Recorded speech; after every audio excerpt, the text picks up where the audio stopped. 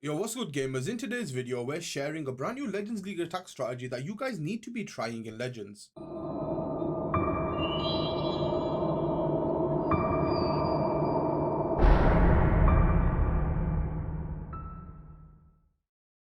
So the army composition for this is 1 Ice Golem, then you want 5 healers, 11 throwers, 3 balloons, 1 druid, a baby dragon, 5 sneaky goblins, and then the rest is up to you. For your spells, you want 6 totem spells, 1 poison, 1 overgrowth, and 1 revive spell. For your clan castle, it's a super valk, a super yeti, and 2 revive spells. And most often than not, you will be using a log launcher for this army. Now for the heroes, on the Barbarian King, you're going to have Frosty, Spiky Ball, and Snake Bracelet. On the Archer Queen, it is Unicorn, Magic Mirror, and Action Figure. On the Grand Warden, it's Sneezy, Raid Gem, and Life Gem. And on the Dragon Duke, it's the Angry Jelly, the Fire Heart, and the Stun Blaster. Link to this army will be down in the description below, so let's jump into it. We will be showcasing you guys 2 variants of this attack. One is with 3 revive spells and the other one is with 2. So normally you want to use the Dragon Duke, and if you see bases like this, you can set a funnel with the Dragon Duke instead of the Grand Warden. So you can see right here, we send the Dragon Duke into that Rage Tower, we pop his ability, we have got those revive spells, but he manages to pick off that Rage Tower, makes a semi-decent funnel, so that we can have our throwers come on in and try and get the job done. Warden comes in from the 6 o'clock side alongside the throwers and the healers. We end up using these sneaky goblins for the storages. Now the main reason that we do have these sneaky goblins is for outside clan castles. So if you do see a CC that's exposed on the outside, you can drop a couple of sneaky goblins on it, take it down, and it's an easy free CC kill for you guys right there. Now with the main army push, you're going to send your log launcher directly through the base, and you're going to earthquake over where the logs from the launcher are going to go, so you can have a little bit of additional damage with the quake, and then the logs can finish it off, which is absolutely perfect.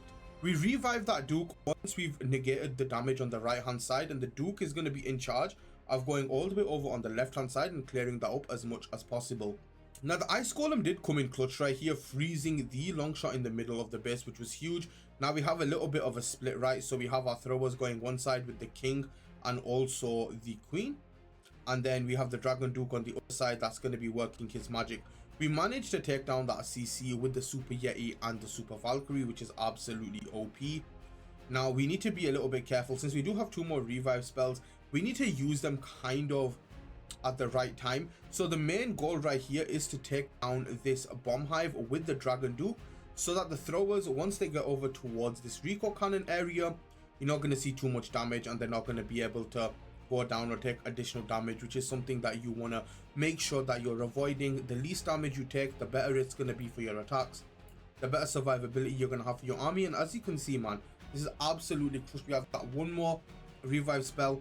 We use it on the Dragon Duke right here. He comes back to life. He'll take out the bomb hive. He'll finish off the remainder of the base with the assistance of the throwers. And look how easy this was. Look at how many throwers he still has alive. Now remember, I said earlier, we're going to be showing you variations of this attack that will have 2 revives as well, and we'll cover them also. Let's jump into attack number 2. So this variation again is going to be with the 3 revives. So it's going to be the same army that I shared with you guys in the first portion of the video, and then we'll get into the double revive portion of the video as well. So you have 2 different armies that you can play around with, which will be a lot of fun for you guys for sure. Again, right here, we're starting off with the Dragon Duke, kind of to clear out this compartment, or as much of this compartment on the 2 o'clock side as he can, popping that ability, making sure that the defenses don't do damage right here, so that we have a funnel set, which is absolutely huge. Now we end up using the Warden nice and early. Now that's because we know that the Warden isn't going to get pulled by the Dragon Duke, which is huge. It's unfortunate that we ended up missing that Fire Spitter, which is not ideal. We wanted that Fire Spitter to go down, but now we will have a little bit of a mini adjustment, but it's not going to be the end of the world. This bomb hive though will be a little bit annoying, so we end up sending a baby dragon to try to pick off this Fire Spitter, and hopefully it's out of range of that bomb hive, and as you can see, it is. So that was not a bad idea, but of course the long shot put that to bed very, very quickly. Again, the earthquake came over this compartment where the walls are, so the log can push on through and open up the core of the base a lot quicker. We have our king and queen going into the middle of the base right here, which is absolutely perfect. And now this is what's going to be huge, right? Because we've got the king with the spiky ball, who's going to do a lot of damage right there as well. So we can easily make that work and push through the middle of the base. The log launcher, of course, popping. Remember, we have those revives on the Dragon Duke right here that we're going to start using. We have 2 more remaining, since we did use the one right here. We pop the backhand rage tower with the Dragon Duke, which is absolutely huge, and he's gonna help power on through the base with the throwers. The queen's working the outside right here, and we're gonna force her abilities with the action figure right there. He's gonna be able to come do so much damage right here. But look at this, man, it's absolutely pandemonium in the core. Throwers are picking off everything, using that revive spell to keep this Dragon Duke alive, and he is so broken, especially if you took the liberty to max him out early on. So you're like one of very few players that will actually have him maxed out in Legends at the moment. He is so dominant, so strong. He could take all 9 Seeking Air Mines and be completely fine and still be alive. But again, this is absolutely crushed. This base got steamrolled again. Throwers are still very strong, and with the assistance of the Dragon Duke, they're just gonna get stronger and stronger right here. So this is why this is one army that you definitely need to use so that you can dominate in Legends, get high in trophies, and get the job done for yourself. Okay, so I spoke about the 2 revive version of this attack. Now this is where things get a little bit different right here, because we only have the 2 revives, which is fine. We were testing this as well with the Stick Horse and the Spiky Ball and the Stick Horse and the Gauntlet, but we found out that the King on the outside just works way better. But this is going to be the 2 revive version again, sending the Dragon Duke in to make that funnel nice and early. Will activate that Giga Bomb, take down this Rage Tower. So if you see an easy accessible Rage Tower, you want to send your Dragon Duke in there, as it will make the funnel, since he does have that Angry Jelly on him, and of course he will have those revive spells, so you can bring him back to life in the later portion of the attack, which is absolutely perfect. And as you can see right here, Al is doing a great job of that. Now here come the throwers at that 3 o'clock side right here. Warden's gonna come in behind. We use a Skelly to tank for the Monolith. That's a key factor, key component right there, the tank. But unfortunately right here we have got that CC. We use the poison spell on it, but the Skelly did wear off a little bit quicker, but it's not the end of the world. Log Launcher comes in to open up all the way to the Bomb Hive right there. Will do damage to the Bomb Hive. The Earthquake will help, as it is going to hit the Monolith and the Bomb Hive, which is huge, so that this Log Launcher could potentially take it down, which will reduce the damage off of the throwers exponentially. We revive that Dragon Duke. He goes straight for that Revenge Tower, which is absolutely perfect, right? That's one thing you want to take down. The Revenge Tower is so annoying. Even with the nerf, it's still so strong. But right there, the Dragon Duke is all the way over by the Town Hall. So once these throwers get a little bit closer, we can start reviving this Dragon Duke right here. We could have potentially revived him with the Super Yeti, but the Super Yeti dies off relatively quickly. We still have that one Overgrowth that we can use. There comes that Overgrowth right here, just tanking this back end so we don't have to deal with this damage very early on. We revive that Dragon Duke, who's going to work on this long shot, try to take it down as quickly as possible so the throwers don't have to deal with it. I've got that Queen ability. Long shot ends up going on down, and there's not really too much now at this point that can stop this attack from 3-starring. The Dragon Duke did its job.